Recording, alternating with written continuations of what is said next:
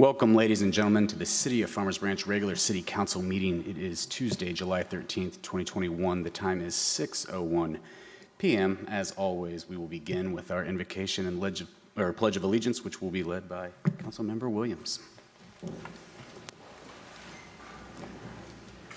Let us all pray silently together. Each of us according to our own individual beliefs. As we gather here today as members of Farmers Branch City Council, we pray that we are ever mindful of the opportunities to render our service to fellow citizens and to our community. Keeping in mind always the enduring values of life, exerting our efforts in those areas on those things upon which future generations can build with confidence. Let us continue to strive to make a better world. Amen. In Jesus' name, amen. I pledge Allegiance to the flag of the United States of America and to the republic for which it stands, one nation, under God, indivisible, with liberty and justice for all. The Texas flag. I pledge allegiance to thee, Texas, one state, under God, one and indivisible.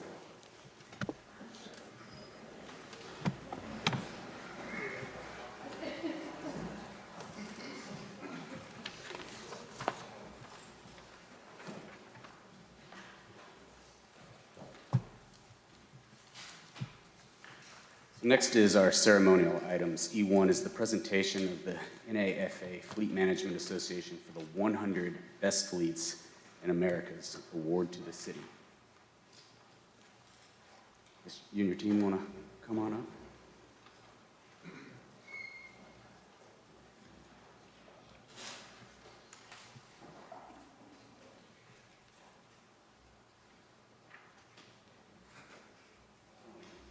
On it just yet. So the City of Farmers Branch Fleet and Facilities Management Department has been recognized as one of the 100 best fleet in America for 2021 with the 99th ranking. The 100 Best Fleets in America program recognizes peak performing fleet operations. In addition, this program identifies and encourages the ever-increasing levels of performance improvement and innovation within the public fleet industry. The purpose of this program is to help foster pride in the industry, build recognition within the national fleet community, increase levels of productivity and operational effectiveness, encourage more individuals to consider fleet operations as a career choice. There are over 38,000 public fleets in the nation. The 100 Best Fleets in the Americas contest is open to any public fleet in North or South America. Award applications are evaluated on answers provided on the program's 12 criteria for excellence categories: accountability, use of technology and information, collaboration, creativity, celebration, evidence of high trust culture, performance recognition, doing it right the first time, quick, efficient turnaround, competitive pricing, staff development, and resource stewardship.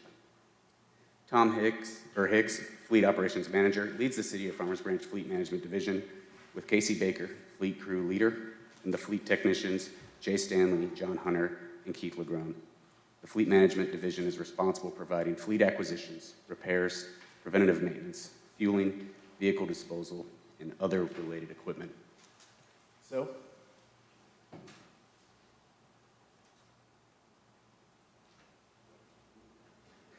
it says the award is NAFA Fleet Management Association 100 Best Fleets, presented to City of Farmers Branch 2021. You all help me recognizing our team here.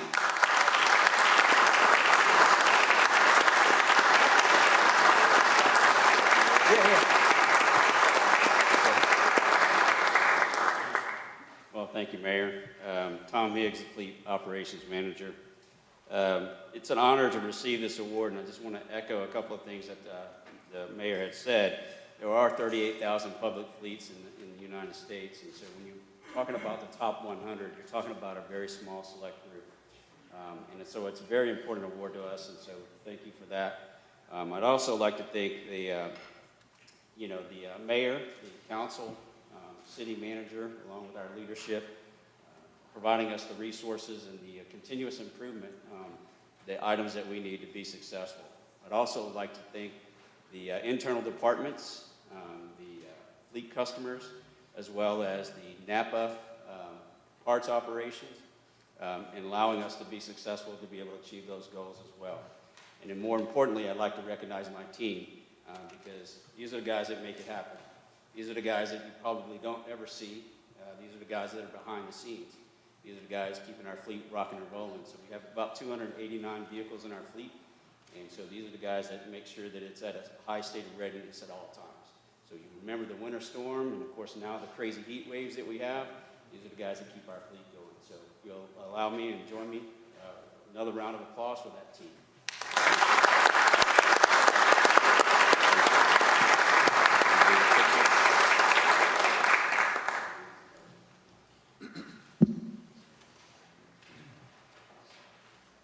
Kevin Minchow, Fleet and Facilities Director. I just want to say that this award is probably long overdue. This team is the best team I've worked with in my 37-year career. So it takes a lot to achieve this. We're very, very performance-driven. The team does an excellent job. I don't know, I can't say enough about this team, so I'm really proud of them. And I'll leave it at that.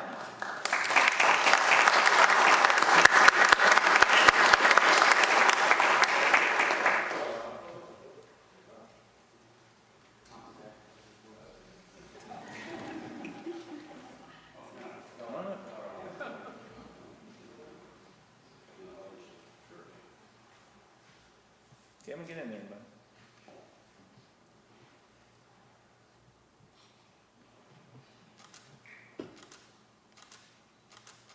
Thank you.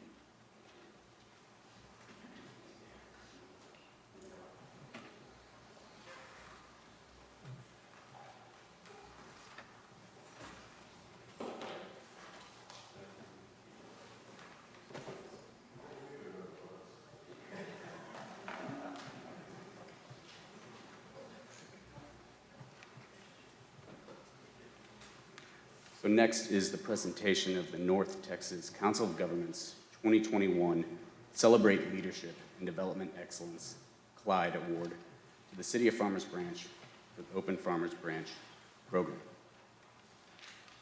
There's John Land. Come on up, sir. So the North Texas Council of Governments Center of Development Excellence created the Celebrating Leadership and Development Excellence, or Clyde Award, in 2003 to encourage and celebrate innovation in development projects and practices. With an emphasis on the principles of development excellence, the Clyde Award program recognizes public and private entities, including cities, developers, architects, planners, and engineers in 5 categories: new development, redevelopment, special development, raising public awareness, and public policy and planning. A distinguished panel of jurors composed of nationally respected professionals in the field of architecture, planning, public policy, and development evaluated 26 applications from the COG's 16-county North Central Texas region. An applicant must receive a unanimous vote from the jury to be selected, and we are pleased to announce that the City of Farmers Branch and WGI Team Better Block were selected for the Special Development Clyde Award for the Open Farmers Branch program. The City of Farmers Branch rapidly created the Open Farmers Branch program during the pandemic to assist local businesses with Strategic CARES Act funding. As a vital part of the process, WGI Team Better Block was engaged to help the city rethink the outdoor public realm. Of particular note was the Parklet or Pop-Up Patio program was established to provide outstanding dining options and other modifications to the built environments to ensure social distancing and establish curbside pickup and to-go service with the ultimate goal of keeping our locally owned restaurants open, sustainable, and successful in the long term. This was truly a community achievement. And to add more on this program and the award, John Land. Please hold your applause. Thank you.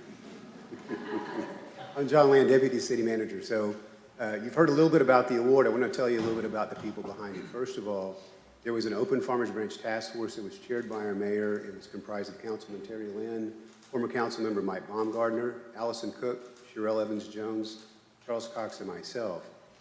Worked tirelessly to try to find solutions to this new environment. One thing became really clear is anything that relied on visitor spending, discretionary spending, was in danger. So we worked with our planning team and Tina Fergens and Hugh Pender and our community services team and came up with a 5-pronged approach.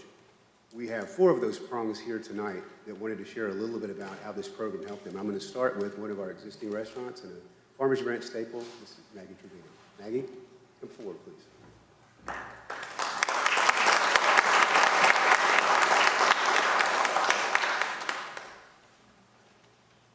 Well, let's talk about 2020, that I really want to erase that 2020 out of the calendar. It was so painful, it was terrible, March 2020.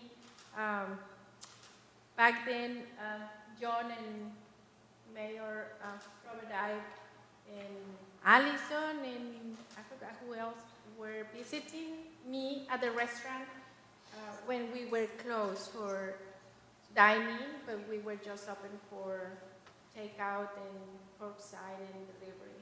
It was really a big concern for me as an owner of the restaurant, just to be in business. I wasn't sure at all if I could make it. I was scared to death, and I think you could feel it when you visited. When they came in with the program to build the parklets, it was so great. I think the City of Farmers Branch and all the members were so smart on making that choice and not giving out the money, because money goes out of the pocket like so rapidly. And what the City of Farmers Branch did was basically created a machine that was generating revenue. Once the parklets were finished, they were beautiful and customers were coming back. So September, October were much better than from March through all the way August. It was very, very, very worried, and thank you for allocating that grant to the business in that way. I do appreciate it. I'm here. It was a rough year. We make it through. We apply for some other grants that help us to be in business and keep on business. And thank you to our community that were very supportive, and it's been very supportive since then. I think that's it, what I have to say. Right? I say a lot. Thank you, everyone, for that. We appreciate it.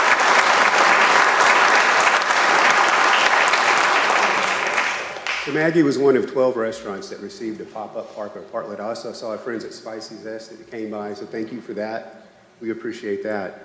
We also had an issue with a restaurant park that couldn't get open. So we had existing restaurants. That was a little easier problem to solve, but we had a whole other industry of places that couldn't open. And we have Tom Foley with the Route 7 table who wanted to share his story, his experience as well. Well, as a new business owner in Farmers Branch, it's amazing how in a short period of time we can look around and see so many friendly faces. So that's the spirit of Farmers Branch that we've embraced pretty quickly. So I could say I'm not surprised that Farmers Branch has won the award just because of the intentionality that they have exhibited in supporting a business. For us, as we look at launching a new restaurant, we see the pain that existing restaurants are experiencing, and do we want to voluntarily enter that pain point? And Farmers Branch was very intentional with not only the current demands, but how do you respond to the future? And we were able, with the support of the city, to introduce mechanisms that create guest safety. Like Mr. Land said, in the hospitality space, it's all discretionary. There's no reason why you should come to my restaurant if you don't feel safe. And even though we're coming out of the pandemic, we know that there's still concerns that exist. We were able, through the support of the city, to introduce an increased HEPA filter system. Anybody that's been to the restaurant will tell you that I share too much about a very ugly black box on the wall, which is what we call our air fax, which is a air oxidizer that gets our restaurant air to a disinfectant level that is equivalent to a hospital disinfectant level. It kills all viruses and other degrees to a 90% level. So it's important for us to ensure guest safety. And then, as a little bit of a commercial, the food is darn good. So once you're there and you feel safe, you can have a good time. But I appreciate the city's support and the intentionality of not only the present danger, but also making sure we're successful in the future. Thank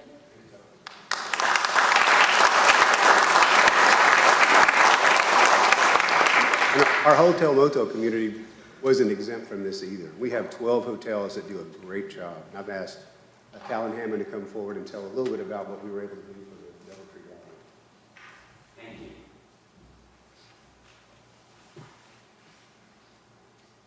For starters, I do want to reiterate Farmers Branch definitely deserves the award. It's very nice and very much appreciated, and I know that it's very deserved. But I do want to provide a heartfelt thank you to the City Council, to the leaders of the city manager, and to the mayor. Thank you guys very much on behalf of the DoubleTree Hotel. Cathedral Hill and Associates, that's our ownership group.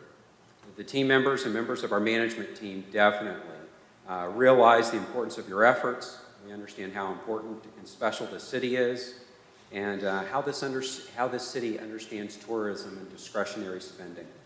COVID-19 was heavily affecting our industry.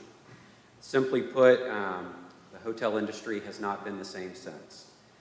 February of 2020 was looking like a stepping stone for a truly wonderful year. We were very excited. The first 2 months of the year showed a small decrease in occupancy, but a better than expected improvement in guest room rate, and we were looking at already a 1.3% improvement in revenue. So that's always exciting. March looked even better, but by the end of March, because only the second half of March was truly affected, we had lost over 50% of our room revenue. Dropping into April, we had lost 88% of our room revenue. And that was a scary time. But let's fast forward to May of this past year, May of 2021. We have already recovered 52% of our room revenue, and we truly see some bright spots ahead. So that's exciting for us. The CARES funding really helped the DoubleTree Hotel. It helped us remain open. It helped us focus on safety first. Face masks, thermometers, social distancing signage, hand sanitizing stations, safety shields. We created additional cleaning cycles, and I had never seen such a large industrial sanitized fogger that will fog an entire 7,000 square foot meeting room in just a few minutes. But you all made that possible for us. Additionally, we were able to secure some linenless tables, which is always exciting. And basically, meeting planners and attendees had grown weary of the linen on the tables and the skirting, feeling that it just wasn't not a sanitary enough environment. So we were able to purchase about 195 tables, allowing us to more easily sanitize the meeting room environment. Incidentally, I do believe that trend is going to continue even past COVID, and I anticipate it to grow more and more in meeting and events. But the CARES funding allowed us to more easily meet Hilton standards of cleanliness and sanitation. And it allowed travelers to feel more confident. And that's truly where rubber meets the road, so to speak. We utilized this opportunity to purchase larger round catering tables to ensure greater social distancing during meal functions. So that was a huge opportunity for us. Currently, the new equipment has been instrumental in securing 112 different events and additional 2,000 group room nights. I try to touch base and stay informed and communicate with other fellow hoteliers in the DFW area, and I can truly say your efforts made a difference. And I had more than one colleague with a little bit of a jealousy issue. So I just want to thank you very much for the funding, and not just for valuing jobs, and not just for helping secure more revenue and tax dollars, but for caring. And incidentally, we are now allowed to hand out cookies again. So, thank you.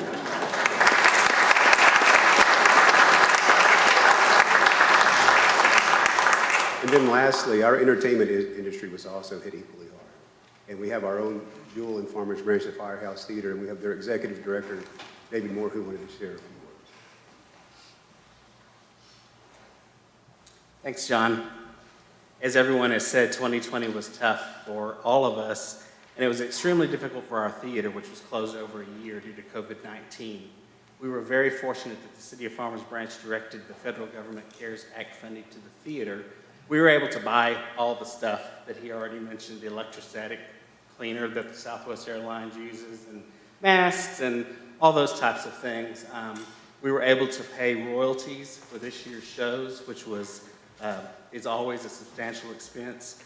And in June, we were able to offer theater arts for over 40 youth with 3 different programs, which we have typically done through our camps and through shows. This year we did Godspell. We know that live theater positively impacts our community and improves our quality of life.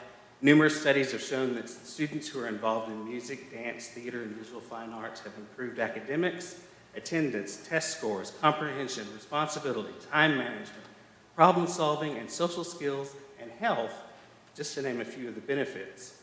In the area specifically of mental health, the arts are a powerful therapeutic tool that give participants the freedom to release inhibitions and try something new without fear of falling short. So that's what the science says, and we've all truly trusted the science. This year our organization actually was blessed to participate in and witness the science through a 13-year-old Farmers Branch student. As I mentioned, this past 16 months has been hard. We've all heard stories of how our mental health has been affected, and especially with our young people. This particular Farmers Branch student has been involved in our theater over the past 3 to 4 years since they were 9, 10 years old. The following account is from their parent and is used with their permission. In March, the thin 12-year-old had decided that their family would be better off without them, and they attempted suicide. They ended up at Children's Hospital and were fortunately provided fabulous care. But the thieves of depression and OCD stole everything that this talented and beautiful child once loved: singing, playing the guitar, ukulele, performing on stage, and so much more. Their home was silent. Slowly, they worked their way back to find light in the darkness. With the help of the Firehouse Theater in Farmers Branch, and this is the parent's story, they began the summer with musical theater camp. Watching this 13-year-old on that stage was heartwarming. They were in their element and they shined. We could see the glow in their spirit once again.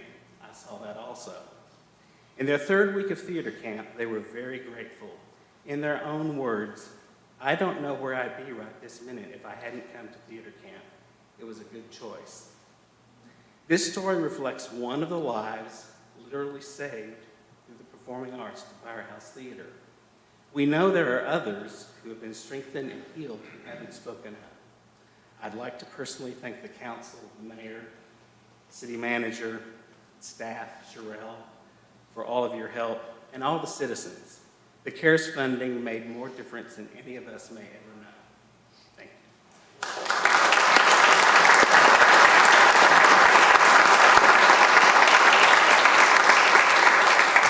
you. So in closing, Open Farmers Branch isn't a program. It's a way of life here in Farmers Branch. How about a round of applause for our mayor and council? Who's there leading us.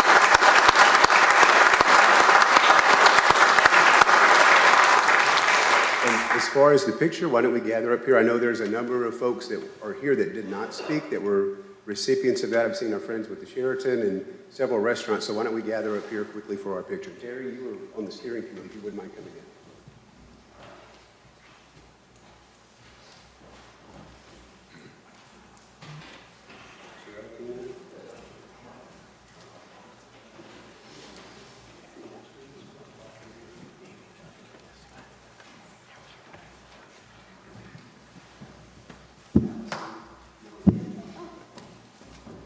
Short people stay.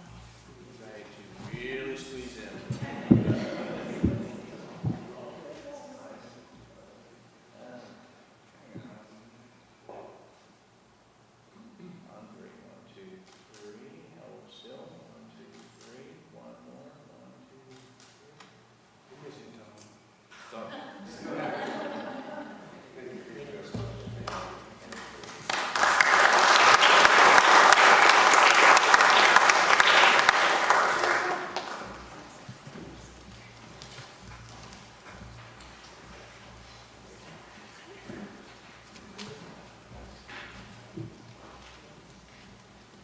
Too far down. Next is E3, the recognition of Charles Cancellari for 32 years of service to the city of Farmers Branch. Come on up, sir.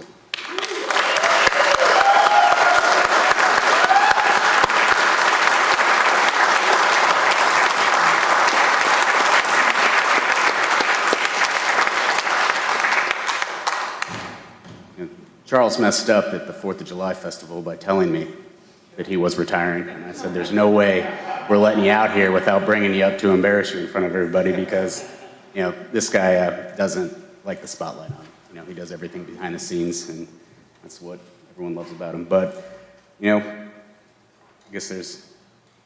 Charles, are you going to want to say anything? You're the only other person that's been here for like 32 years. I'm going to read this first, but just make sure everyone gets a chance to say something. We are here today to celebrate 32 years of dedicated service to the city of Farmers Branch for Charles Cancellari. Although Charles' most recent stint with the city spans 25 years, Charles began his career working for the city of Farmers Branch as an irrigation and facilities foreman in January 1982. A few years later, he was promoted to the athletics, aquatics, and after-school program supervisor. Probably had to talk to me a time or two with that thing. During this time, Charles left his mark on the recreation side of the department when he wrote and implemented the athletic use policy, doubled the attendance in the after-school program, introduced the Red Cross Learn to Swim program, and started a summer swim team that competed in the Texas Amateur Athletic Federation League. Looking to expand his horizons, Charles left briefly to take a position as the head of grounds maintenance department for the Carrollton Farmers Branch Independent School District. Despite many successes in this role, Charles' heart always remained working for the city of Farmers Branch. On August 1st, 1994, Charles came back to the city of Farmers Branch as the park superintendent, where he remains to this day. Charles has worked tirelessly to form our parks and playgrounds into award-winning sites you see today. His passion for what he does is evident everywhere you go, and is part of what helped us earn the nickname City in a Park. Some of Charles' most notable accomplishments include the building of Orangood Field Number 2 by leveraging talents of in-house staff, leveling and irrigating 3 soccer fields at Dallas Christian College, overseeing the design and construction of the restroom and concession stands at Don Showman Park, J.C. Park, Bill Cox Park, working on the committee that designed and assisted the construction of the community garden and labyrinth, assisting in the development of the trail master plan, completing the master plan for the John F. Burke Nature Preserve, and finally, assisting with the design and construction of the Barney Wood Bark Park. Anyone who knows Charles knows that he has never met a stranger. He always has a smile to welcome you, a word of encouragement to lift you up, and a heart the size of Texas. His level of knowledge is seemingly unmatched, and his work ethic is surely one to be admired. Charles has one son, Jefferson, and currently resides in Dallas with his lovely wife, Gina. When not at work, Charles can be found on the lake with friends and family, serving and attending church, or simply enjoying being outdoors while bird watching with Gina.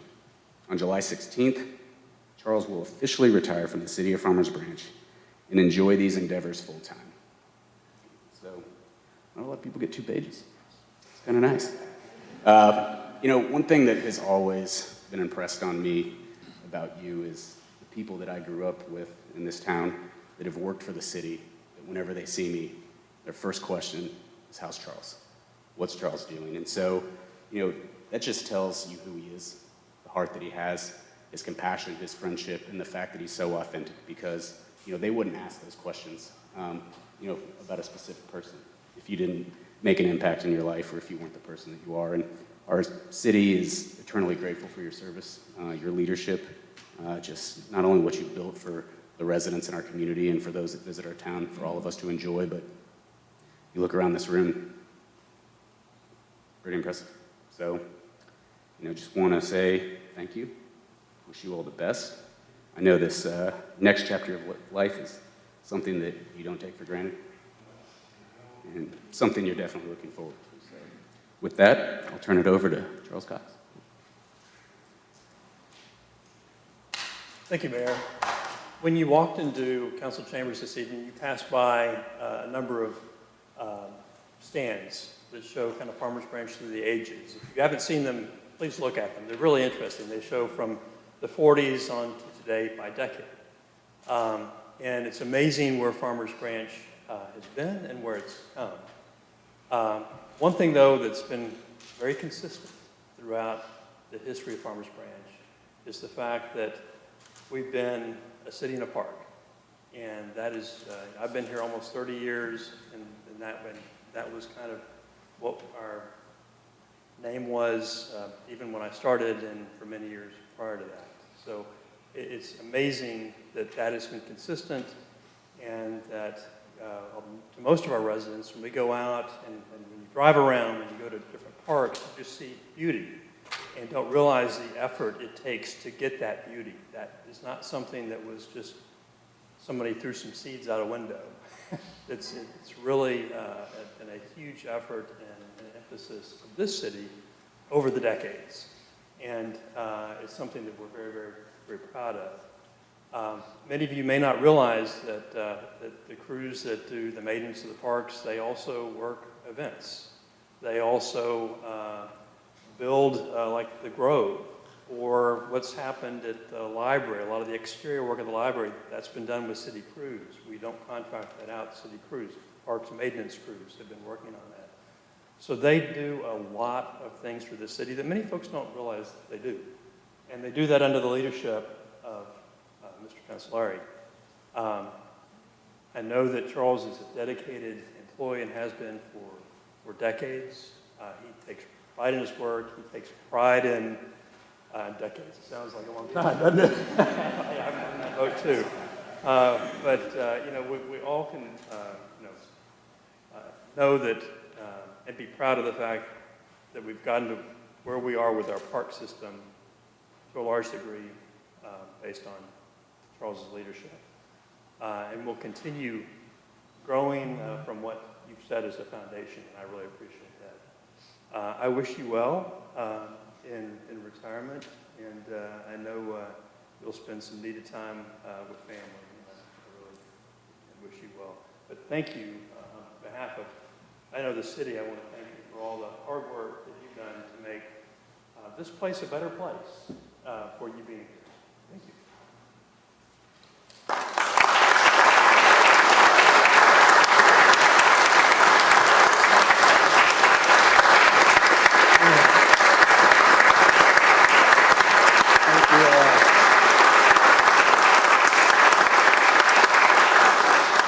Well, I guess I'd be remiss if I didn't say something. So, Mayor, Di, City Council, staff, family, and friends, I love this city. You know, your story just brings tears to my eyes. I can't top that, so I'll be short. But I do have a short story.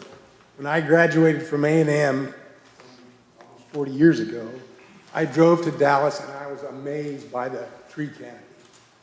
But when I drove in to Farmers Branch via Marsh Lane and saw the police station and the big FB logo on the water tower, this little West Texas boy's eyes watered. And from that day forward, I emotionally was tied to the city of Farmers Branch. All I can say is that I'm proud to have served the residents of Farmers Branch for some 32 years and 7 years for the ISD. I'm proud to have served to the best of my ability, and I spent many long days working because I'm not smart enough to get it done in 40 hours. My success, however, is a result of the many hardworking men and women of the Parks and Recreation team. Absolutely, those are the guys and gals that get the work done, and sometimes I got a lot of undeserved credit. So, guys and gals, you are the Parks and Rec team. Don't be fooled by what these guys said. I'll tell you, it's been a joy to work with all the staff in Farmers Branch.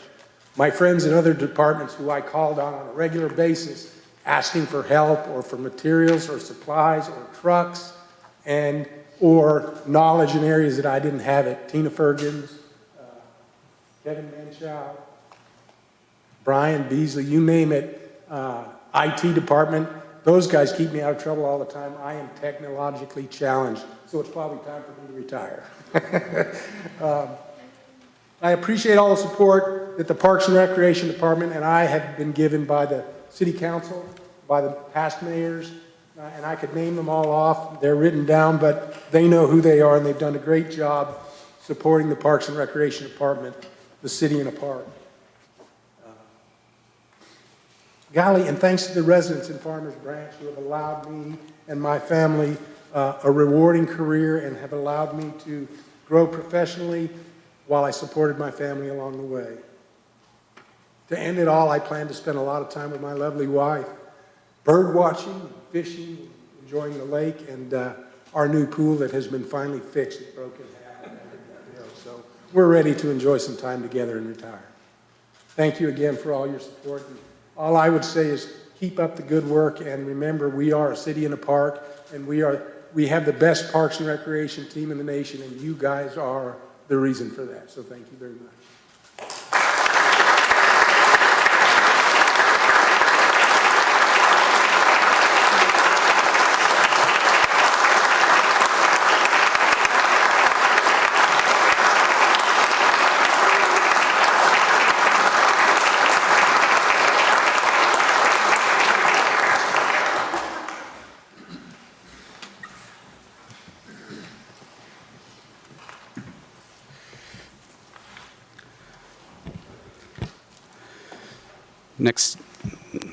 Next is our report on study session items, which will be led by Councilmember Williams. Thank you, Mayor. We discussed our regular agenda items where Councilman Merritt had some questions regarding the storm drainage design manual, which Mr. Bentley was able to address. Councilmember Lynn had some questions regarding our I-4 reestablishing mayor's IH-35 Betterments Task Force and the I-9 solar panel funds. Leo Bonanno made a presentation regarding the Chapter 56 Property Maintenance Code. That was a robust discussion and quite a lengthy one. So I would encourage everyone to review the video to see all of the details in that, as every council member had a lot of questions and suggestions. Sherelle Evans presented the 2021 budget process for the next couple of months. Ben Williamson gave us an update on the upcoming Farmers Branch Night Out on July 15th, where we were informed that Fletcher's Corny Dogs will be given at the rec center. I'll be there as well. Ice cream at the fire station. We received an update on our sustainability committee and solar programs. On the solar program, we came in under budget with the possibility of utilizing those unused funds for additional locations. We discussed future agenda items with Mayor Dye, asking to discuss Signature Park and murals in upcoming meetings, and Councilmember Lynn wanting to look at the College Station Bryant, the City of Bryant free Wi-Fi as a possible discussion point, and the road conditions on Webb Chapel between Oak Brook and Beltline. He also would like to discuss at some point the boats, campers, and RV ordinances. And Councilmember Merritt would like to discuss communications during our council retreat. And that is all I have for our summary. Awesome. Thank you very much, Councilmember Williams. Next is the city manager's report on items of community interest. Thank you, Mayor. Residents should plan to attend the Farmers Branch Night Out on July the 15th from 6 to 8 p.m. In addition to updates on recent projects and providing an opportunity to hear from residents, we will have our newest fire station, the Keenan Support Center, the renovated Recreation Center, and the Mansky Library open for tours. The Branch Connections upcoming Branch Bazaar is calling for vendors. Set for July the 24th, there is no age restriction to become a vendor for this event. Pre-registration is required, so if interested, please call 972-919-8740 for more information. Tickets are currently on sale for Matilda the Musical at the Firehouse Theater. Performances begin tomorrow, July the 14th, on the main stage and will run through August the 8th. With powerful music and electric dance numbers, this will be a favorite for the whole family. Find tickets at thefirehousetheater.com. Happy Hour returns to the Frog Pond at the Aquatic Center on July the 16th from 5:30 to 8:30 with Harry Potter Trivia Night Fun. Food and drink will be provided by Nuevo Leon Mex-Mex. Prizes will be awarded to winners of the trivia contest. Happy Hour is for adults 21 and older. Our Public Health Department has a reminder that mosquito season is upon us. Please drain standing water and remember to wear repellent when outside at dawn and dusk. And finally, you can sign up for e-news at farmersbranchtx.gov to have current city news and information delivered directly to your email inbox. With that, Mayor, that's the City Manager's report. Thank you. Thank you, Mr. Cox. Next is citizen comments. There's a 3-minute time limit for each citizen to speak. Anyone wishing to speak shall be courteous and cordial. No disparaging or inflammatory remarks directed at any member of City Council or staff will be allowed. First up, Tom Cusick.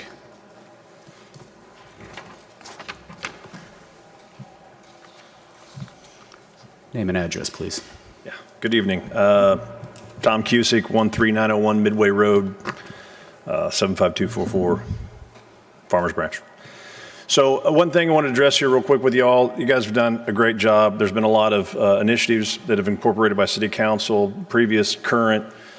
We've done a lot of great things in the community, from the library additions or improvements, the Bark Park, what we've got going on with our community right around the corner here with the addition of restaurants.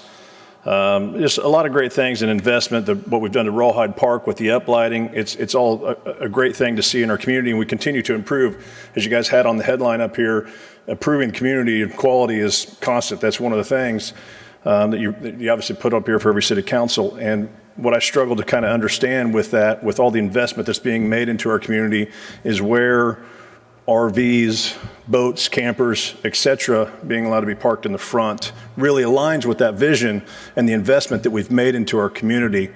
At this point in time, as a local business owner, whenever we're trying to work on some of the projects that we've got throughout the community and sell them, it has been pointed out to me from certain clients that we've got that it's an eyesore, and it's something of concern whenever they want to invest in the Farmers Branch community, whether they're coming from an outside community, whether it's new construction, remodel, whatever it might be, that is something that's out there and is like, is that allowed? We've had other projects that we've had as well that I've had to come from my personal residence. I've got a detached structure on it. It took me 4 months and thousands of dollars to go before ZBA to get a variance approved to be able to allow that guest structure to be on my property. And one of the primary concerns was that I was going to rent it out and I was going to have somebody living in that detached structure. Yet I have a camper that has been parked since at least September 30th, 2020, that has not moved across the street from me. And at least 4 times there's been an electrical cord ran out and the cover pulled off of it and the slide slid out and somebody living in the camper. And it just seems counterintuitive to me to sit there, for me to have to go through the struggles that I went through for ZBA and the money we spent and all the processes that are in place for me to have a detached structure on my property that I built, but yet somebody can park a camper in the front yard and live in it. I don't understand how that aligns with what we're trying to do and the improvements we're trying to make in the community. So I appreciate your time. Thank you very much. Next up is former council member Barry Grubbs.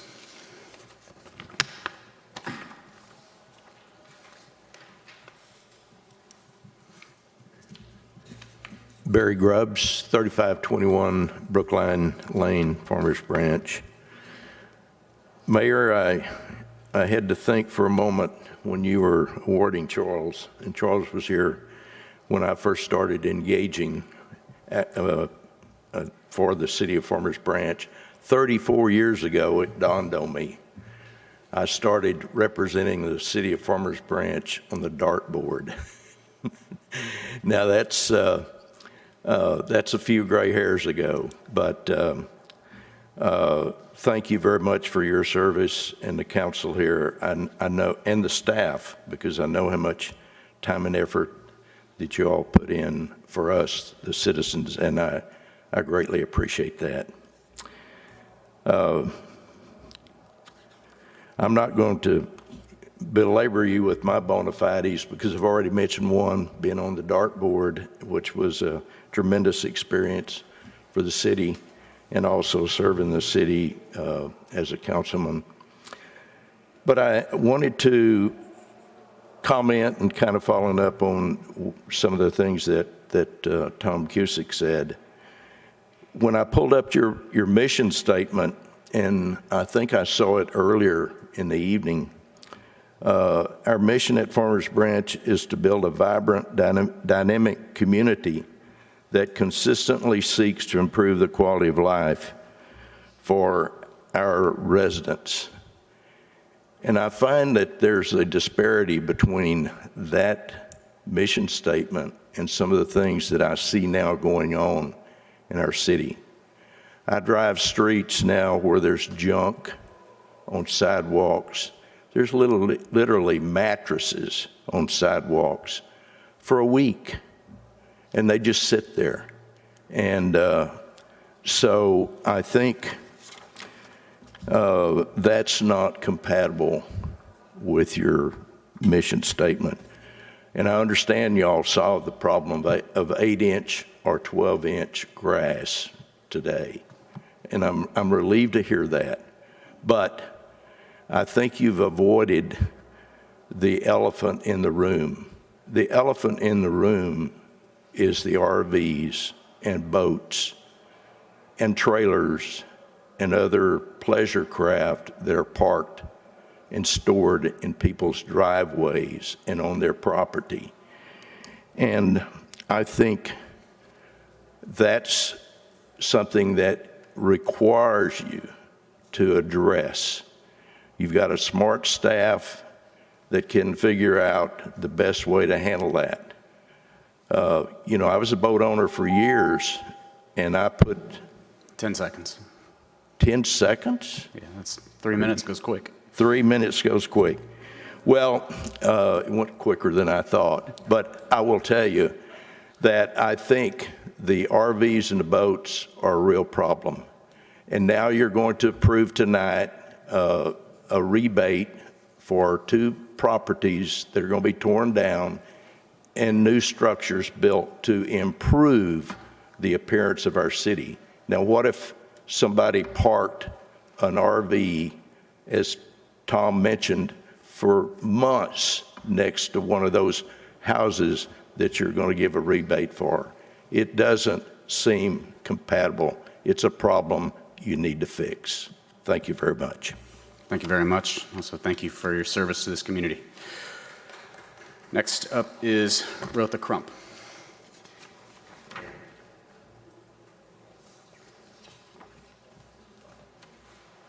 Name and address, please. Rotha Crump, 2976 Marsan Lane. I'm here to express concern about the bulk trash problem, as other people have spoken. I was here last month with the same issue. There's not been any change. There's still mattresses, toilets sitting on the sidewalk for more than a week. I want to know what's been done. Has anything been done in this last month? I'm going to have to direct you, after you're done with your comments, to Shane Davis in the back of the room, who oversees that department. Okay, thank you. I would like to encourage each of you to drive around your district just once a week. It'll take you less than 15 minutes. It'll take you less than 10 minutes to drive and just see what's out there. I think you would be more concerned than what I'm seeing. I know that you're busy, and what a crappy thing for me to come here and even talk about after such a wonderful, wonderful session we've had today. So proud of our city, but it's a city in a park.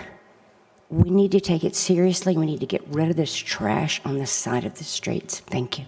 Thank you very much. Next is James Lockridge.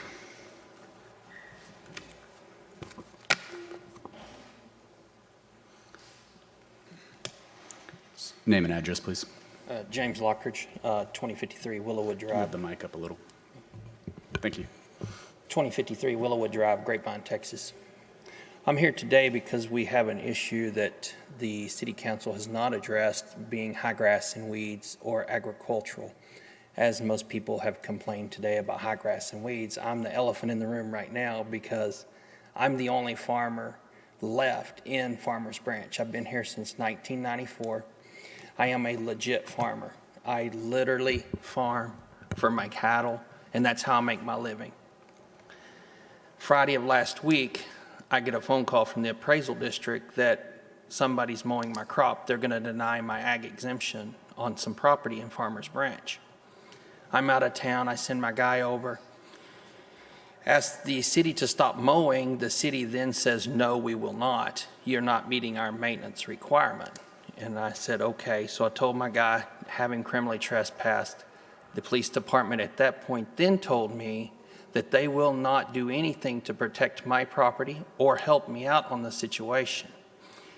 This guy for code enforcement came to y'all 9 months ago. I've been here since 1994 farming. My crops are legit. I'm certified with the state of Texas, with the USDA, with the FSA, and the agricultural extension programs. So last year in 2020, the city cost me almost $120,000 worth of crops that I literally had to pay for out of my pocket. My cows, I had to go buy hay from other vendors and other people farming. This year, the city is again, as of Friday, started mowing my crops to the ground. I get that the city wants to be beautiful. I get that the city wants to be a park. But at the same time, I need some help from the city council to not only help us as farmers, but to understand that my laws are from the state of Texas. And it very clearly says in the Texas agricultural law of 251.002 that we are not bound to the city laws. We are bound to an agricultural law of the state of Texas, which I do have here. I won't take the time to read. I have asked the city for a meeting to sit down and discuss this issue, come to a resolution, and resolve it, and they have directed me to city council. And so that's why I'm here today, is I cannot afford to keep losing money or hay to feed my animals just to make the city of Farmers Branch happy. I don't understand why a guy that's only been here 9 months can come in here and tell us what we can and can't do. Let's have a meeting with the city council. Let's discuss it. Let's figure out a solution. And that's all I've got at this point. Mr. Lockridge, thank you. Someone will be in contact with you soon. Thank you. Mayor, where is the particular property that he was referring to? This is at the corner of Valley View and Luna. It's pretty much Valley View, Luna, everything at Mercer, other side of Farmers Branch. Okay. I've got parcels all over. I farm about 30,000 acres in the Metroplex. Okay. Thank you very much. Thank you. Next is Candace Adams.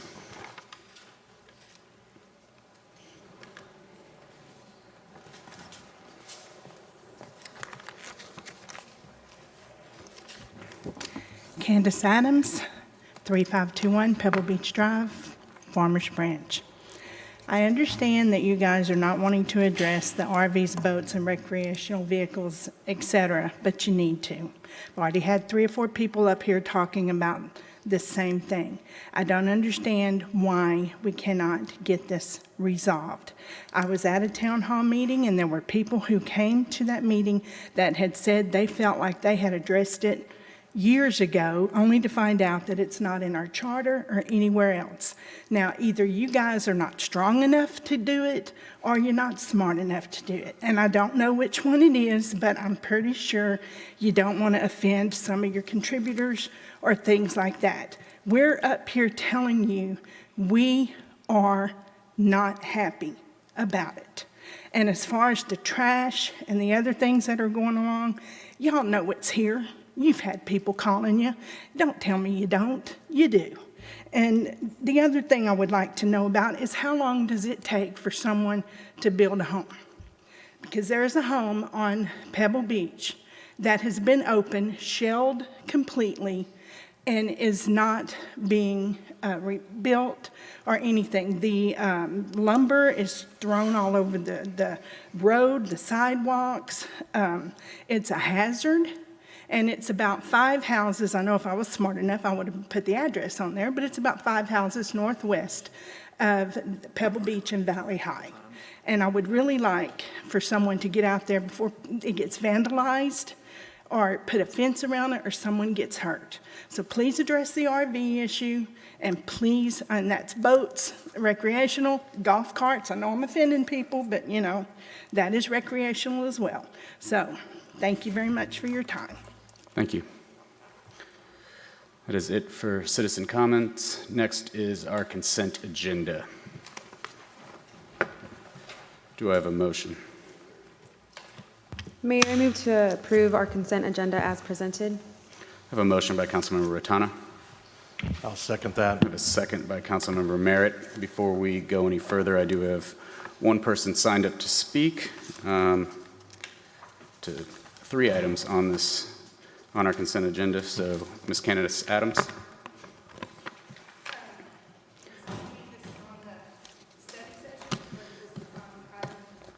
Ma'am, please approach the podium.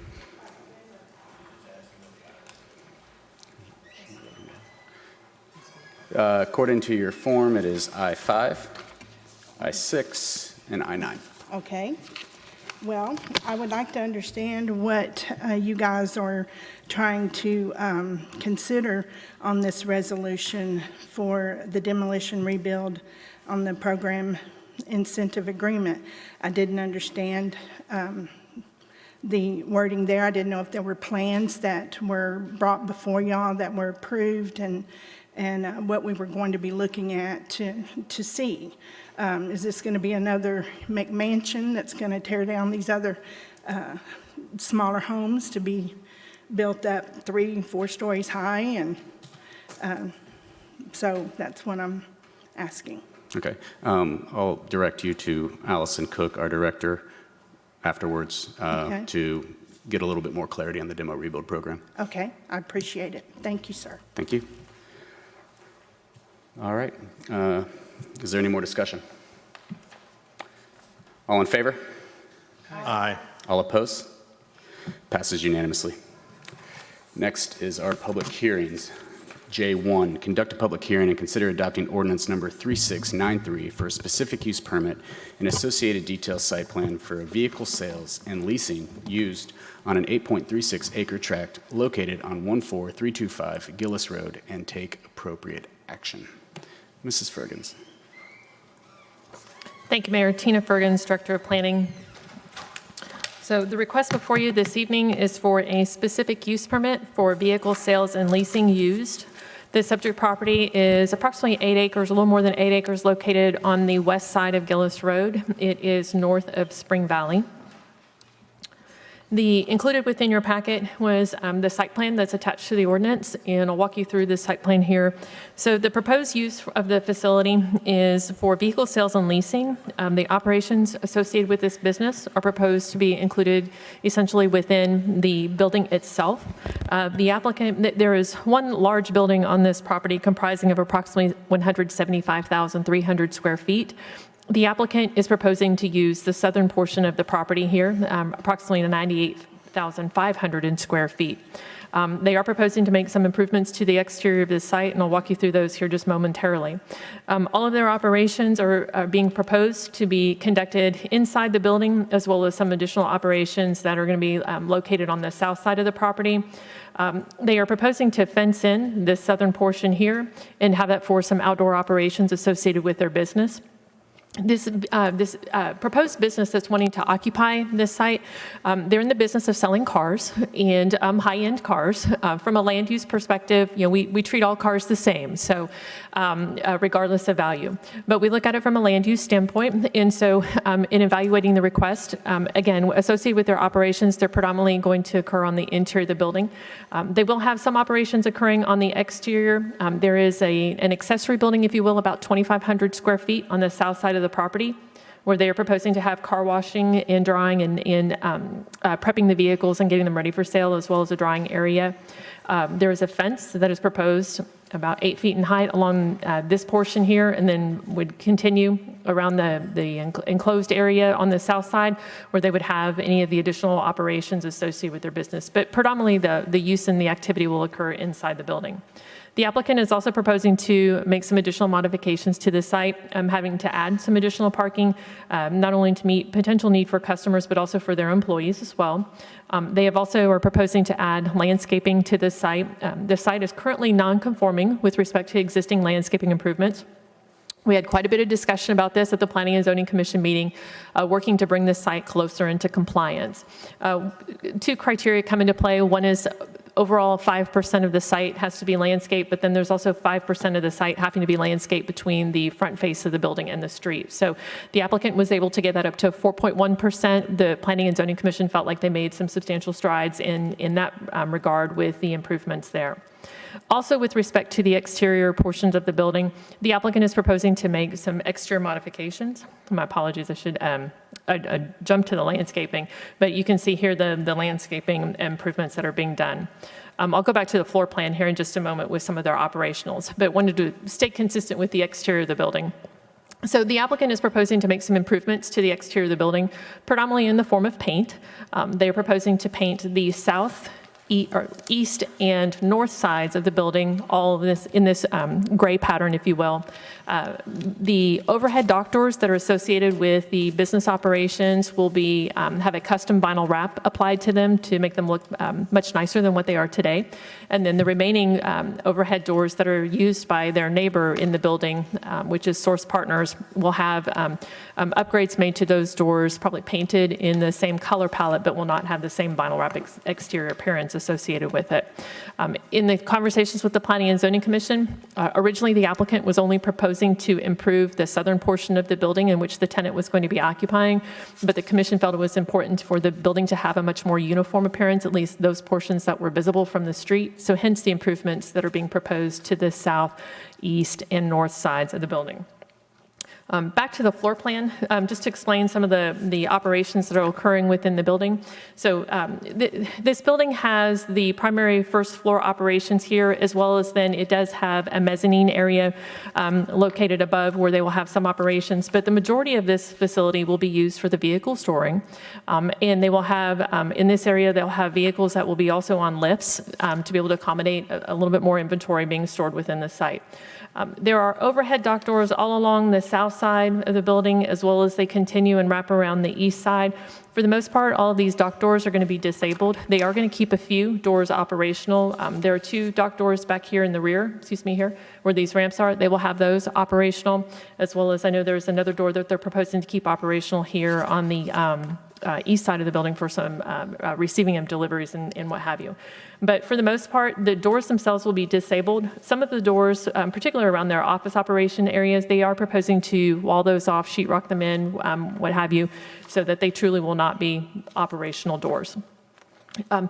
In the front portion, that is where they will have some of their vehicle detailing occurring. They do perform custom vinyl wraps on vehicles as well. So those operations are proposed to be included in the front portion. They'll also have their office sales area, leasing arrangements, what have you. But that will also be on the first floor with some then additional support uses associated with their office operations on the second floor. So that's just to kind of provide you with a higher level overview of that. The Planning and Zoning Commission, as I mentioned, they did consider this request. Actually, they discussed this property quite extensively in the proposed improvements. I know Councilman Merritt, you were at the first discussion that they had with this. As a result of, I think, as a result of the influence in the conversations that the applicant has had with the Planning and Zoning Commission, the Planning and Zoning Commission worked hard to be able to improve the exterior improvements associated with this use. There was a lot of discussion about whether or not this use is appropriate for the property. That all centered around the East Side Plan recommendation. The East Side Plan, as some of you are well aware of, we've had conversations in the past about whether or not automotive uses are appropriate on the East Side. The East Side Plan is specific in that it does not support auto-related uses. However, the Planning and Zoning Commission did feel that this is an appropriate use for the property. Therefore, the Planning and Zoning Commission did recommend approval of this request by a vote of 5-2. The commissioners that voted in opposition to the request, concerns were associated with the fact that the use was not consistent with the East Side Plan recommendations for the area, as well as they believed that the use did not benefit the community at large, nor being appropriate for the community. I'm happy to answer any questions that you may have regarding the request. Also, the applicant, Dallas Cawthorn with Master Plan, is also here to address any questions that the council may have. Thank you. Does anyone have any questions of Ms. Fergens, or we can bring the applicant forward for their presentation as well? Okay. Mr. Cotton? I know you know the drill, but name and address. Yes. There you go. Thank you, Tina. Won't be long before Tina's at the 32 year. We've been doing this since we were both younger. You're still very young, but since before we had kids and such. Dallas Cawthorn, 2201 Main Street, representing Sonic Automotive. Sonic is, this is a new brand for them with luxury cars. They're a Fortune 300 company. They're currently in Addison. We would have about 3, and we've just too big for that location. We'd have about 3 times the inventory we do now. I think the easy thing to say is that this store will have more Ferraris than the Ferrari store. There's 17 currently. We'll have, I know a lot more about fancy cars than I did. Maybe I shouldn't say this, but I don't think about this, but it is a commodity. And I think that the commission was persuaded that the quality is really high and it's an experience going to this place. About half of our sales take place online. About half of the people will come here and they'll buy meals. You'll see in your packet Cadillac supporting us, a couple of other restaurants, Clayton Kennington. So we did work with neighboring property owners. We're just leasing the building. I've done a lot of zoning cases. I don't think I've ever improved someone else's lease space. But we can afford to do that. I mean, we think that when people drive by, we have no signage for security reasons. When people drive by, we could be a tech incubator. We could be any other kind of type of use that occurs inside. Very easily, if it was not us, this site would probably just be leased by another trucking company. It's amazing how much industrial work. I mean, that and multifamily are the 2 things across the state our firm is working on. This would lease. I know in talking to some of you and with staff, and the commission asked us for unusual information and detail, we're going to have a considerable amount of sales taxable revenue because of those wraps. So about $350,000. So not insignificant for a warehouse use. Plus we're putting a lot of money into the building, so there will be some ad valorem. So, and creating 65, good jobs. I'd submit that we're really more similar to Beckett. Beckett's just over in Dallas. They have very small commodities, football and baseball cards that people are extremely passionate about. Same thing here with this use. I can go over some of these. Cars and all these sorts of things have changed what it is. I believe we meet the spirit of that East Side plan in terms of providing something that is different and interesting and unusual, maybe like a brew pub or a distillery. And, look, there's not dealerships, but cars in Galleria and in North Park, Design District. You've got all kinds of unusual uses over there, including car storage and things. So we'd like to think that we are, generally consistent, and certainly this is the kind of corporation you'd like to have. So as I told the commission, we're willing to entertain an SUP with a time limit if you feel that that's necessary, or that runs with Sonic and its brands. But I would submit to you, because of the nature of our layout and because it's all inside, there's no other kinds of car dealerships or car sales places that could do this. So thank you. It really is always a pleasure working with your staff. I like coming here. I live in UP. This is the same small town feel. I was really moved about the parks thing. I told my colleague, a life well lived, and citizens who've really made a difference. So that was pretty cool to see, actually. Awesome. Dallas, thank you. Thank you. Really appreciate it. Know the brand pretty well. Follow it on Instagram. So I do think that this is a use that would be somewhat consistent with the East Side plan. I like the fact that it is on the north side of Spring Valley, but the clientele that would be coming here, I think, would be a benefit to the area and what we're trying to do. But my recommendation, as we've kind of talked, would be to do more of an interim SUP that runs with the term of their lease.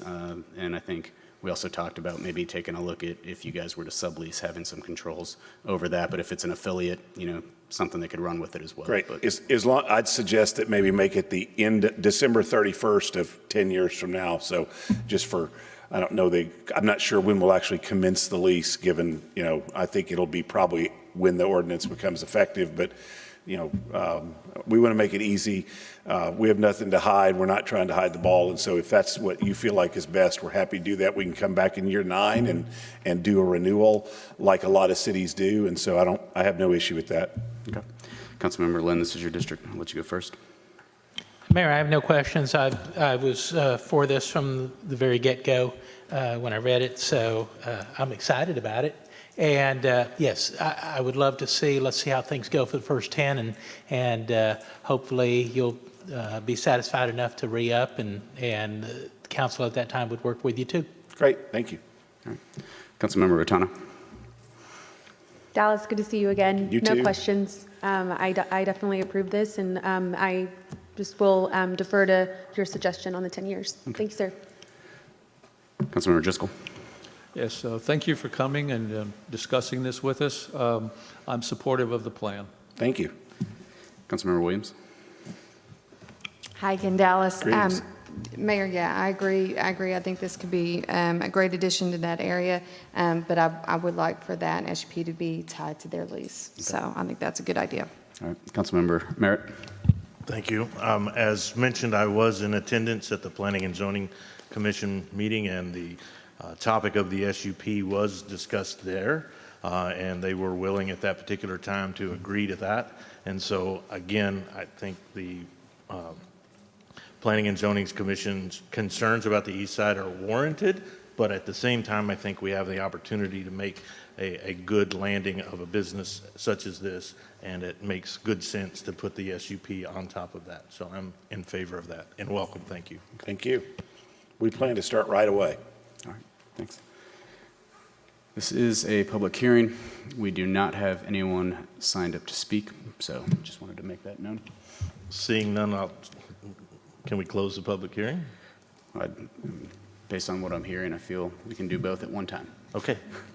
Excuse me, Mayor, if I could. So given the fact that there's a proposed change to the ordinance and with the ability of the interim specific use permit, we do need the ability to modify the ordinance accordingly. If it's okay with the attorney and Mr. Cox possibly taking action on the item, but bringing the ordinance back at the next meeting and having that on the agenda to finalize, or are you okay with us making the modifications after the fact? We'll do the modifications directly after this, and we'll get it done and Okay. just sign it tomorrow.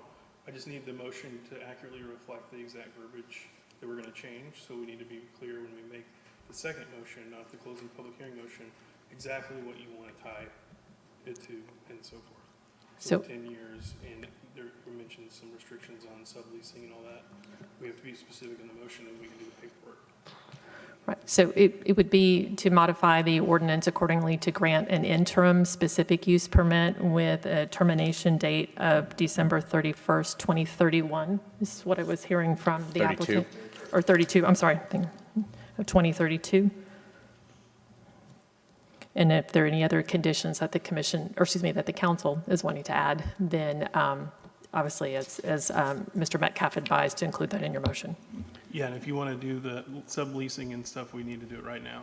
You lose your chance to do it after this. Yeah, the thoughts behind that would just be approval of a sublease that's not an affiliate. I mean, I'm fine with that. Is I everyone can else? draft it and change it. If that's okay with all the parties involved, then we can do that. Just add it to the motion, and we'll draft the ordinance accordingly. Does that work for you? I was going to say, I mean, it's at the wish of the council. It becomes more of an enforcement challenge from staff standpoint to trying to be able to keep up with that. So we do get COs from time to time, but it will be a matter of trying to monitor and track that. So, but if it's the wish of council to limit the subleasing of the property, then again, you can include that in your motion. I mean, the only thought is with this, and Dallas, you can correct me if I'm wrong, but the intent behind it is we like tactical fleet. We like what they bring, but under this SUP and the way it's worded, a lower level automotive use could go in there under a sublease based on the SUP granted.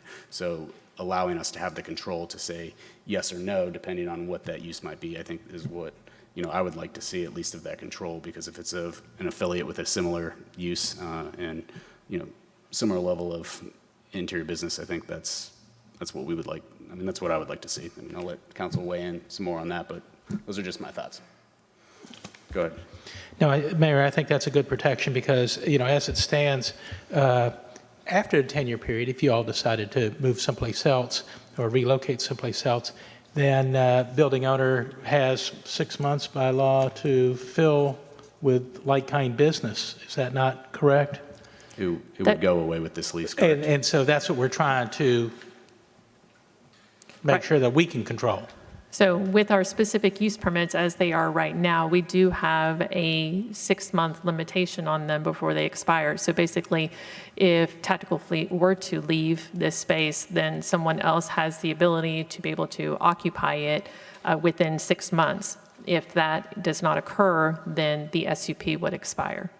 So this, with the interim SUP, it allows for them to be able to continue to have that use for the 10 years, as it's noted here, and then, or as it was, discussed at the podium.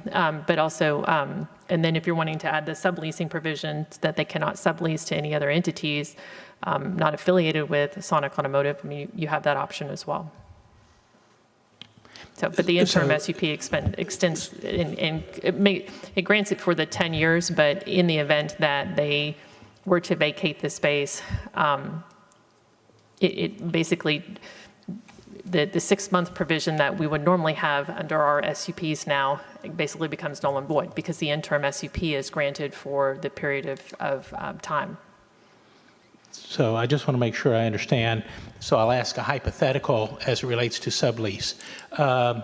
Let's say that Sonic is doing business, they're maintaining the space, but they carve out 1,500 square feet or whatever, however much square feet footage for a sublease. Let's say it's a armor plating company to come in and office and sell armor plating out of the same space. Is that allowed? Dallas, you might want to address this. I'm just trying to think hypothetically so we can make sure that we are controlling and not creating more roadblocks. In that one, I assume we'd have to come back and ask you for what that is, and you'd give us whatever time period, maybe hopefully commensurate with what the main one is. But if they, I'm not saying we do this, but if for some reason we couldn't get as much inventory as we wanted, and we had 1,500 space that we want, Echo Park, that's a different brand, that they maybe just wanted to use it for office uses or whatever, we could move them in there because they're an affiliate, they're just another brand of Sonic. We have no intention of doing that. I'm just playing with your analogy. We need to have a little bit of flexibility, I suppose, because it's the same company. If it's, in our mind, if it's not Sonic Automotive, that the parent company, Bruton Smith owns, if it's not that, then we would have to come back and file a zoning case for, I guess, to amend the SUP? You would Or have, ask for a new one? was to say, if it's for a use that is not allowed under the existing zoning, or if it's a use not affiliated with, if it was an auto-related use that's not affiliated with Sonic Automotive, then they would have to amend the SUP. Because if the SUP is being granted specifically to Sonic Automotive, then any affiliate associated or child company of the parent company would be able to be allowed under the lease in the ordinance if the ordinance is granted specifically to Sonic Automotive. Now, if Tina Fergens comes in and is trying to lease it and I'm not part of Sonic Automotive, then they would have to get their SUP amended. I concur with that, and I was talking to Kevin Laughlin about it too, who's our real estate expert, and he concurs with that as well. We have to add some additional findings if we're going to do an interim. Correct. So it's a little more complicated. So you have two options. You can do the SUP subject to Sonic Automotive. What's the full name of the business? Is it Sonic Automotive? I'll get that in a minute. Yeah. Or you can do the I think it's Sonic Automotive. interim with the, it's already going to be limited to the lessee. Yeah. What was that? If all flows up to Sonic Automotive. Okay. This is the way Garland has done things for, just so you know, in Colleen. There's a few cities still that do this where it's tenant related. I always kind of like it because I often have really good clients that I'm fine to do that for. Dallas doesn't do it that way, and they sometimes end up with not great results. In this instance, Was that in third person, or was that the actual city? the actual city. Yeah, you probably heard of them. Yeah. So to clarify, I think what we're left with deciding is whether we want to do an interim SUP and add the additional findings, which we can do easily, or if we want to do the regular SUP contingent upon the lessee staying in place. Both interim and regular will be subject to the lessee being the same. So the only remaining decision is you want interim, revisit 10 years, or just give them the SUP, and if they leave or close, then they have to come back anyway. You've already made your intentions clear that you want the 10 years, so we can move forward with that. We have the other one covered. You don't have a time. I like the second one better because it rewards us for staying in place and being a good corporate citizen. Y'all are getting the protections you want. We're getting the safety, and we probably would make more improvements knowing that we don't have to come and re-up. And this is a company that can afford to do that. So I mean, if I have a preference, y'all don't have to listen to it, but I have a preference, and I'm not at home, so I can utter it. And I'm comfortable that the concerns you raised about the lessee and the change of lessee are going to be addressed as well. So just doing it tenant-based? Right. If you do it specific to tenant, Yep. and then it gives them flexibility, and you do not have to put the time period, the 10-year time period that you were discussing. Perfect. Because then that allows them to be able to exist there as long as they need to. If they decide that, they've outgrown the space or don't want to be in Farmers Branch anymore and they vacate, then they can do so. But because the ordinance would be written specific for Sonic Automotive Group, then if Tina Ferguson's cars tries to come in, then I would have to amend the SUP because I'm not part of Sonic It's Automotive a Group. better real estate transaction for us. Okay. I mean, which, you know.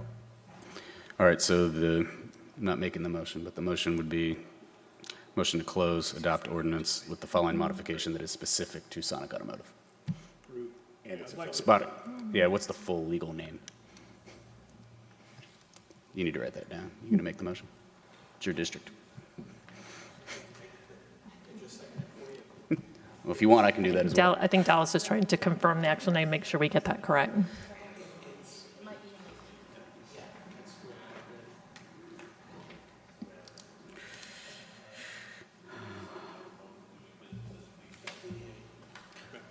What has if they have any other affiliates associated with their business, so it gives. Okay. Sonic Automotive, Inc. is the parent, is what we're being Okay. told from the audience. Okay. Inc. So if you make it specific to Sonic Automotive, Inc. and its affiliates. Yep. Great. All right. And affiliates, yeah. You got it. Go ahead. Light it up. I would go ahead and close the public hearing, and then that way we don't have to worry about it if we make a mistake. My years of planning and zoning make that a better idea. All right. I'll make a motion to close the public hearing. Second. Any more discussion? All in favor? Aye. All opposed? Passes unanimously. Mr. Lynn? Mayor, I move to approve ordinance, or move and adopt ordinance number 3693 for Sonic Automotive, Inc. and its affiliates to have an SUP concurrent with, No, it's just. nope, Just. just, No. You're good. We have our motion. cut me off wherever. I'll second that motion. Second by Councilmember Merritt. Is there any more discussion? All in favor? Aye. All opposed? Passes unanimously. Thank All you. right. Next is K1, receive a second quarter economic development update.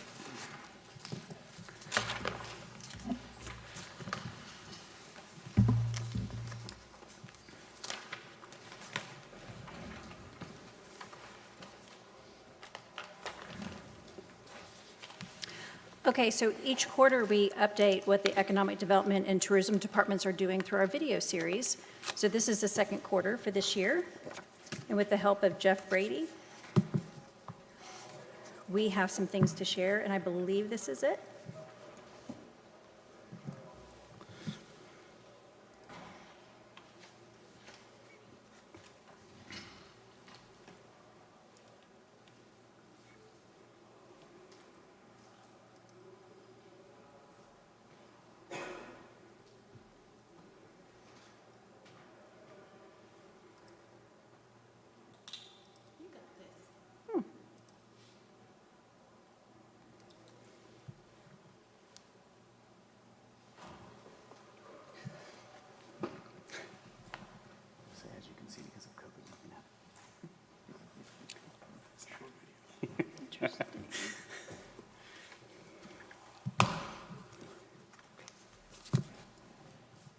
It is not pulling up.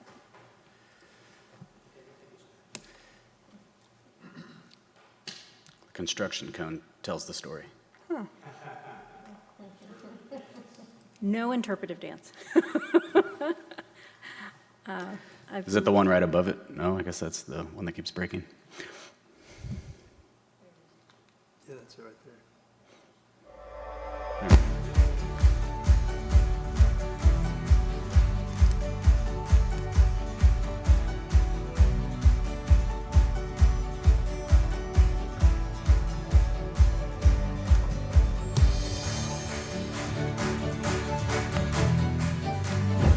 Hello again, everyone, and welcome to the Farmers Branch Economic Development Update for Q2 of 2021. I'm Jeff Brady, coming to you today from the lobby of what has been the Omni Dallas at Park West, actually located in the city of Farmers Branch. It's a 12-story upscale hotel that serves as one of the key components to our city's hospitality footprint. It's just 10 minutes from DFW Airport with 17,000 feet of meeting space, 3 dining areas, and a heated outdoor pool. This hotel has hosted major conferences, tournaments, social events, and weddings since the 80s, and we expect it will continue to do just that with one big change ahead, and that is the owner's name, changing to L&R Hotels out of London. And this is their first venture into the United States. So they're very excited to plant their seed here in the United States, put some fun, good, solid money into the property for it to be beautiful again. Everything from our private 600 square foot conference suites that we have in our guest room floors to our 6,000 square foot ballroom and 337 guest rooms are all going to get a facelift from top to bottom. Which is nice. We'll have almost a brand new lobby to brag about, a brand new restaurant to feature to locals and out-of-state guests as well. So there's going to be a lot of changes over that 6 to 8 month time period. One of the biggest recent events hosted by this hotel is the Premier Super Copa, a massive invitation-only youth soccer tournament attracting talented teams from all over the country to North Texas. They represent 2,000 room nights here in Farmers Branch. This property hosts master classes presented by U.S. Club Soccer, and many of the teams stay here as well. Premier Super Copa is the most elite tournament for boys and girls ages 9 to 12 in the country. It's invitation only. We have teams representing nearly every state in the country. This year it's the biggest it's ever been. We have 196 teams, and it's going to be just a phenomenal event. Farmers Branch Hotels and the City of Farmers Branch are great partners for us. In fact, every year we come to this area, Farmers Branch Hotels fill up first. The staff at the CVB of Farmers Branch are very responsive, and when we called Ann Stokes over at the CVB and told her, hey, we're back, we're gonna have a massive tournament this year, she jumped right on it, and it was such a seamless transition from into COVID to out of COVID with our partners here in Farmers Branch. It's just going to be so much fun. It's so much fun to have a foundation for these kids to make memories, right? And that's really what we're trying to do here. Earlier this quarter, the city's Bluegrass Heritage Festival attracted musicians and fans to the DoubleTree near the Galleria for a total of 186 room nights. Now, this is not the same as the city's major Bluegrass Festival in October, but a smaller, more distinct event. April was an extremely good month for tourism, in fact, with 2,220 total room nights attributed to 2 major youth soccer tournaments and this Bluegrass event. Another part of the hospitality economy is what's called food tourism, driven by dining destinations. And the work of our city's Economic Development and Tourism Department is paying off here as well. Celebrity chef Tiffany Derry's newest signature location is being built out right here in Mustang Station. Roots Southern Table has actually been 7 years in the making for Derry and her business partner, Tom Foley, and our city's Economic Development and Tourism Department helped recruit them to Farmers Branch. The restaurant has been a long time in the planning, and we were talking a little bit earlier about the process of opening a restaurant, the planning that's required for it, finding the right location, and partnering, as it worked out, with not only the developer but the City of Farmers Branch has really made the decision easy for us to land here. From a momentum perspective, you see we're getting close, right? You got some boxes over here with the furniture, so we're getting real close. The development is amazing. The support that the city provided for the development, the construction, it's a top-notch location, and you can certainly feel the momentum. It's exciting, and we're really excited about the opportunity.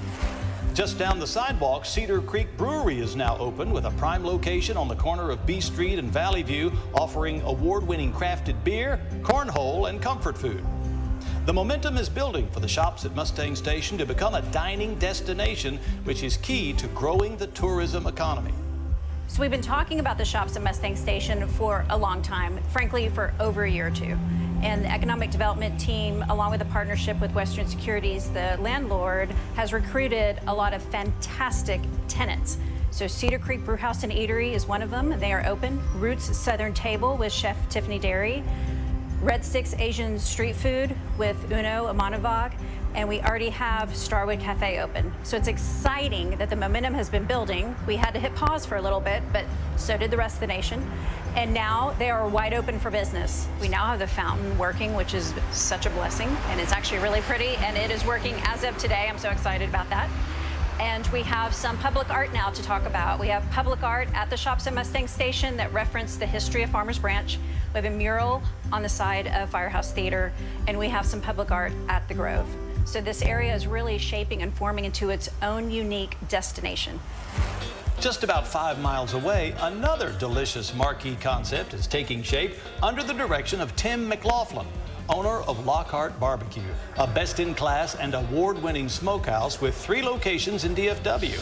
He has a new concept in mind for Farmers Branch called Crossbuck Barbecue. Crossbuck Barbecue is named after a traditional railroad crossing sign, the Crossbuck sign. And the thought of a Crossbuck is that it's a crossroads of American barbecue. You know, reaching out to different areas of the country and finding, you know, what's best of the best about them and kind of bringing it all together. So, you know, don't worry, we'll still have your Texas brisket, you know, but then we also kind of will have a California tri-tip, and our ribs are a little bit more of a Midwestern style, like, you know, they'll be saucy, you know, and then we have some Atlantic salmon that'll regularly be available on the menu, you know, and pulled pork from, you know, North Carolina, Memphis. You know, we kind of have our little twist on it as well. I will say the brisket will be the best in the city. The city of Farmers Branch has been more than welcoming to us and very easy to work with thus far, which with all the population moving up north, I kind of look at it as more central, what is Dallas, ever since I've moved here. Everybody's been very accommodating and very friendly. You know, and so yeah, it's been a pleasure. Your Economic Development and Tourism team also hosted Cooking with the Council in Q2, showcasing 2 more successful Farmers Branch restaurateurs in a cooking showdown. Red Sticks Asian Street Food owner Uno Imanavong and Spicy Zest owner Nimanu Saratni went head-to-head alongside retiring Councilman John Norwood and former Councilman Bronson Blackman, who was standing in for retiring Councilman Mike Baumgartner. City Manager Charles Cox served as the celebrity judge. Last year was, of course, a struggle for the entire hospitality industry, but indications are that this year we'll see a strong rebound, particularly here in Farmers Branch, and this announcement about the landmark Park West Hotel is a key indicator that 2021 is recognizing a strong rebound.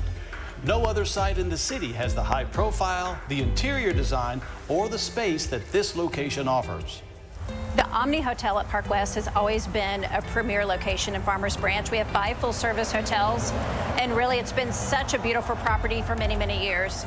Last year was really tough in the tourism industry across the board, and Farmers Branch was no exception. So the Omni, this property sold, and we have a new owner, and we are thankful that they are going to do a major investment.